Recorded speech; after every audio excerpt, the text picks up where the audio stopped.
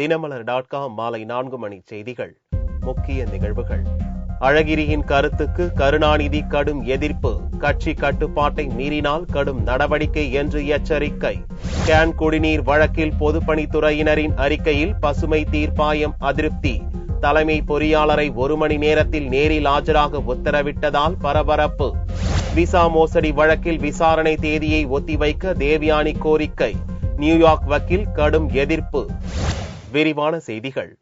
தேமுதிகவுடன் உறவு வேண்டாம் என்று அழகிரி கூறியிருந்தால் அது திமுகவின் கருத்தல்ல என்றும் இது கண்டிக்கத்தக்கது என்றும் கட்சி கட்டுப்பாட்டை மீறுபவர்கள் மீது கடும் நடவடிக்கை எடுக்கப்படும் என்றும் திமுக தலைவர் கருணாநிதி தெரிவித்துள்ளார். திமுக தலைவர் கருணாநிதி செவ்வாய் அன்று செய்தியாளர்களை சந்தித்தார். அப்போது தென்மண்டல அமைப்பு செயலாளர் அழகிரி தனியார் தொலைக்காட்சிக்கு 5ஆம் தேதி அன்று அளித்த பேட்டி குறித்து செய்தியாளர்கள் கேள்வி எழுப்பினர். அதற்கு பதிலளித்த கருணாநிதி திமுக கூட்டணியில் தேமுதிக வந்தால் மகிழ்ச்சி என்று தான் கூறிய நிலையில் தேமுதிகவுடன் உறவு வேண்டாம் என்று அழகிரி கூறியிருந்தால் அந்த கருத்துக்கும் திமுகவுக்கும் எந்த தொடர்பும் இல்லை என்று கருணாநிதி கூறினார்.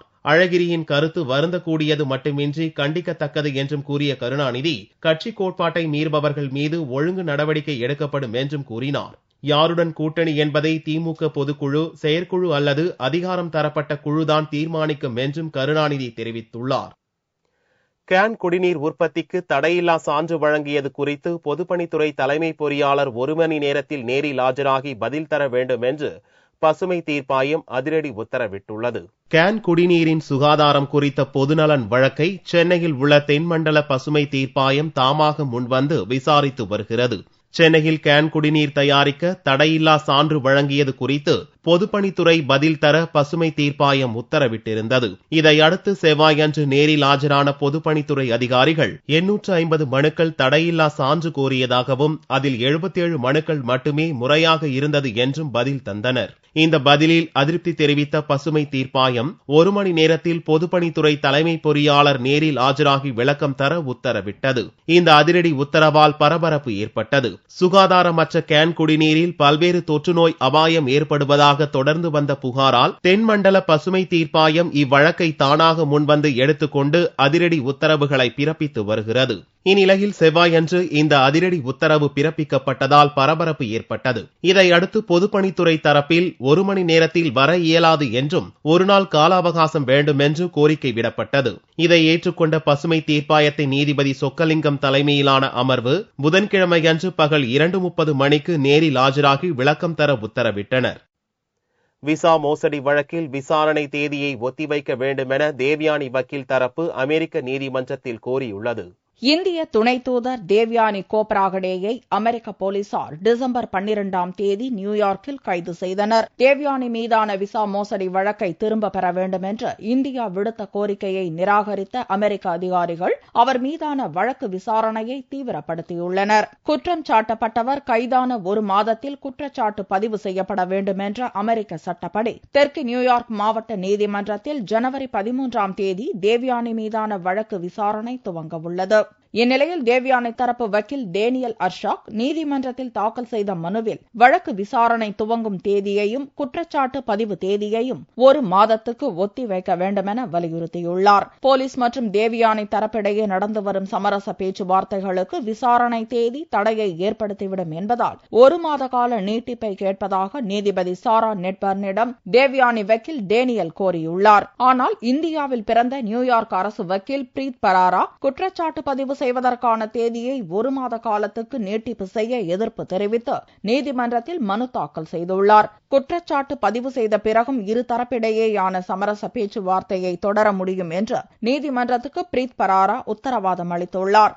இருதரப்பு வாதத்தையும் ஆராய்ந்து நீதிபதி சாரா நெட்பர்ன் இறுதி முடிவை விரைவில் அறிவிக்க உள்ளார். இலங்கை சிறைகளில் வாடும் தமிழக மீனவர்களை மீட்க விரைந்து நடவடிக்கை எடுக்கும்படி பிரதமரை ஜெயலலிதா வலியுறுத்தியுள்ளார்.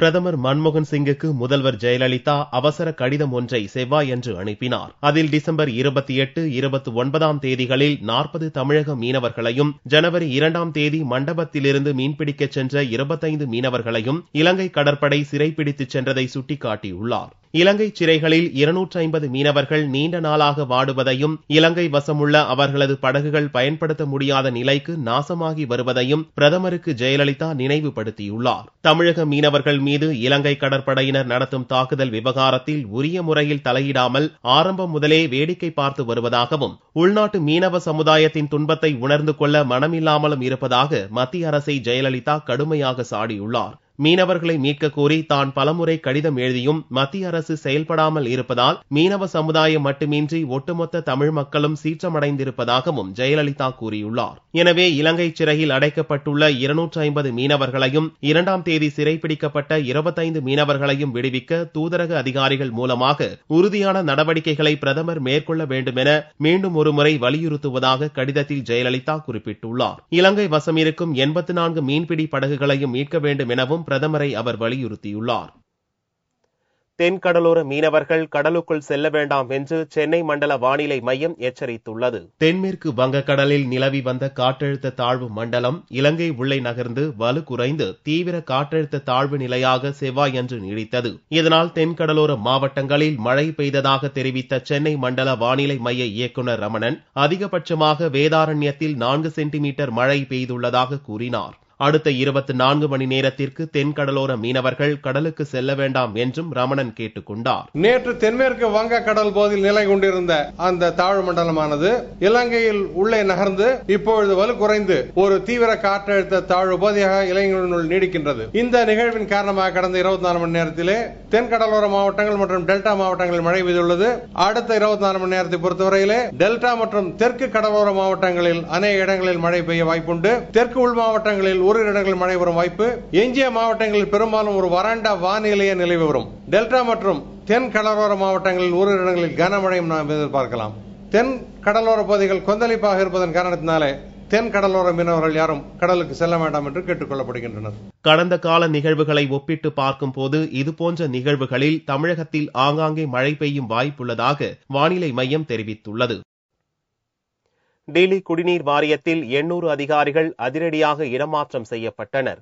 வாரிய செயல்பாட்டை மேம்படுத்தும் வகையில் இந்நடவடிக்கையை முதல்வர் கெஜ்ரிவால் எடுத்துள்ளார். டெல்லி முதல்வராக பொறுப்பேற்ற அரவிந்த் கெஜ்ரிவால் வீடுகளுக்கு தினமும் 667 லிட்டர் இலவச தண்ணீர், 50% மின்கட்டணம் குறைப்பு போன்ற திட்டங்களை அமல்படுத்தியுள்ளார். இந்நிலையில் டெல்லி குடிநீர் வாரிய ஊழியர்கள் 3 லஞ்சம் வாங்குவது போன்ற காட்சிகளை தனியார் டிவி சேனல் ஒளிபரப்பியது. அதைத் தொடர்ந்து டெல்லி குடிநீர் வாரியத்தின் செயல்பாட்டை மேம்படுத்தும் வகையில் பல்வேறு மாற்றங்களை செய்ய முதல்வரும் குடிநீர் வாரிய தலைவருமான அரவிந்த் கெஜ்ரிவால் முடிவெடுத்தார். அதில் முதல் கட்டமாக குடிநீர் வாரியத்தில் பணிபுரியும் 800 அதிகாரிகளை திங்களன்று அதிரடியாக இடமாற்றம் செய்தார். தொடர்ந்து 3 ஆண்டுகளாக ஒரே இடத்தில் பணிபுரிந்து வருவதால் 800 அதிகாரிகளும் வெவ்வேறு இடங்களுக்கு இடமாற்றம் செய்யப்பட்டுள்ளதாக குடிநீர் வாரிய அதிகாரிகள் தெரிவித்தனர்.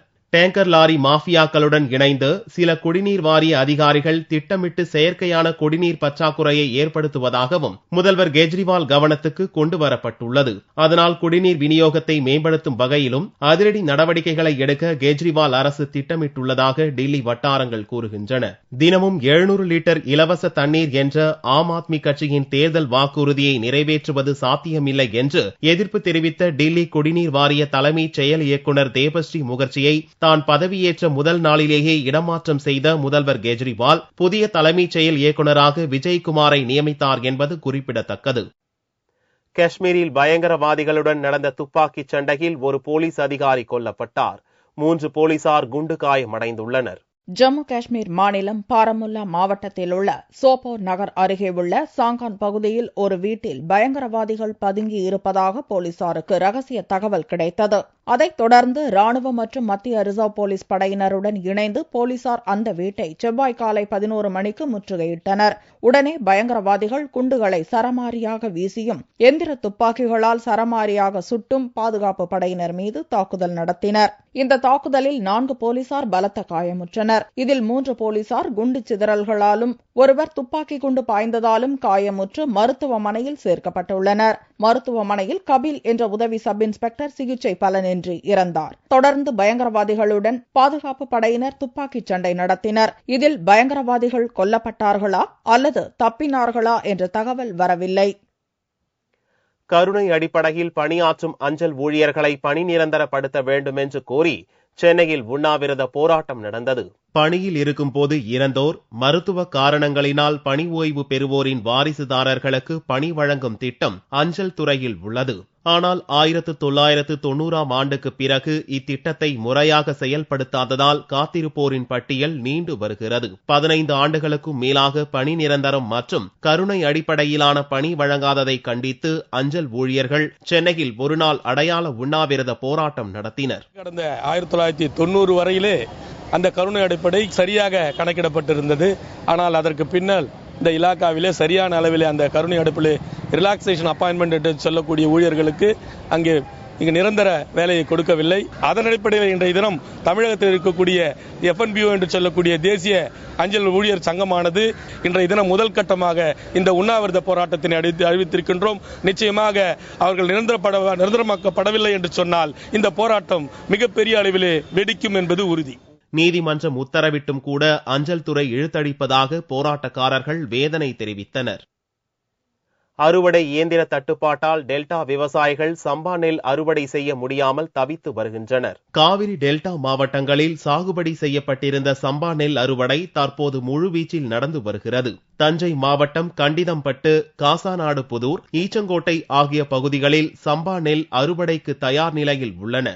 இதனிடையே அறுவடை செய்வதற்கு போதிய இயந்திரம் கிடைக்காத நிலையில் விவசாயிகள் பெரிதும் பாதிக்கப்பட்டுள்ளனர். அரசு சார்பில் மாவட்டத்திற்கு ஒரு அறுவடை இயந்திரம் மட்டுமே உள்ள நிலையில் தனியார் அறுவடை இயந்திரத்திற்கு அதிக பணம் கொடுத்து நெல் அறுவடை செய்து வருகின்றனர். தாலுகாவிற்கு ஒரு அறுவடை இயந்திரம் என்று அரசு வழங்கினால் மிகவும் பயனுள்ளதாக இருக்கும் என்றும் விவசாயிகள் கோரிக்கை விடுத்துள்ளனர். அரசு அறுவடை இயந்திரத்தை விட தனியார் இயந்திரத்திற்கு விவசாயிகள் 2 மடங்கு தொகை கொடுத்து வரும் நிலையில் அரசு விரைந்து உரிய நடவடிக்கை எடுக்க முன்வர வேண்டும்.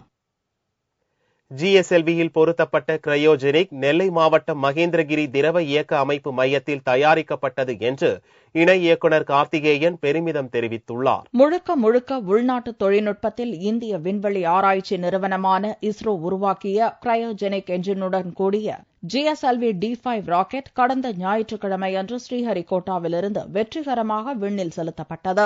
ராக்கெட் வெற்றிகரமாக செலுத்தப்பட்ட நிலையில் கிரையோஜெனிக் என்ஜின் தயாரிப்பு இணை இயக்குநர் கார்த்திகேயன் மதுரைக்கு விமானம் மூலம் வந்தார். அப்போது செய்தியாளர்களிடம் பேசிய அவர், இந்தியாவில் முதலாக உருவாக்கப்பட்ட கிரையோஜெனிக் ராக்கெட் வெற்றிகரமாக செலுத்தப்பட்டது பெருமையான விஷயம் என்றும், அதில் உள்ள திரவநிலை மற்றும் கிரையோஜெனிக் என்ஜின் நெல்லை மாவட்டம் மகேந்திரபுரியில் வடிவமைக்கப்பட்டதாகவும் கூறினார்.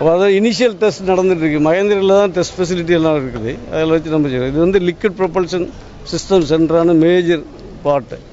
அதில் ஒரு போர்ஷன் வந்து நம்ம மகேந்திரில் இருக்குது. அங்கிருந்து நம்ம ஃபெசிலிட்டியில இருந்து டெஸ்ட் பண்ணி ஸ்டேஜ் டெவலப் பண்ணி இங்க டெஸ்ட் பண்ணி ஆந்திராவுக்கு அனுப்பிவிடும். ராக்கெட் ஆராய்ச்சியில் அனைத்து பரிசோதனைகளும் மகேந்திரகிரியில் முடிந்த பின்தான் ஸ்ரீஹரிகோட்டா கொண்டு செல்லப்பட்டதாகவும் விஞ்ஞானி கார்த்திகேயன் கூறினார். சந்திராயன் 1 மூலம் நிலவில் உள்ள நீர் மூலக்கூறுகள் கண்டறியப்பட்டுள்ளதாகவும் கனிமங்கள் இருக்கிறதா என்பது குறித்த ஆய்வு நடத்தப்பட்டு வருவதாகவும் கார்த்திகேயன் தெரிவித்துள்ளார். தங்கத்தின் விலையில் செவ்வாய்க்கிழமையன்று ஒரு சவரனுக்கு 8 ரூபாய் அதிகரித்திருந்தது. ஒரு சவரன் தங்கம் 22,232 ரூபாய்க்கு விற்பனையானது. 1 கிராம் ஆபரண தங்கம் 2,779 ரூபாயாக இருந்தது. வெள்ளி 1 கிராமுக்கு 50 காசுகள் உயர்ந்து 48 ரூபாய் 50 காசுகளுக்கு விற்பனையானது. பார்வெள்ளியின் விலை 45,335 ரூபாயாக இருந்தது. தைப்பூச திருவிழாவை முன்னிட்டு கோவை வெள்ளக்கிணறு பகுதியில் காவடி தயாரிக்கும் பணியில் தொழிலாளர்கள் மும்மரமாக ஈடுபட்டுள்ளனர். முருகனின் அறுபடை வீடுகளில் தைப்பூச திருவிழா வெகு விமர்சையாக கொண்டாடப்படுகிறது.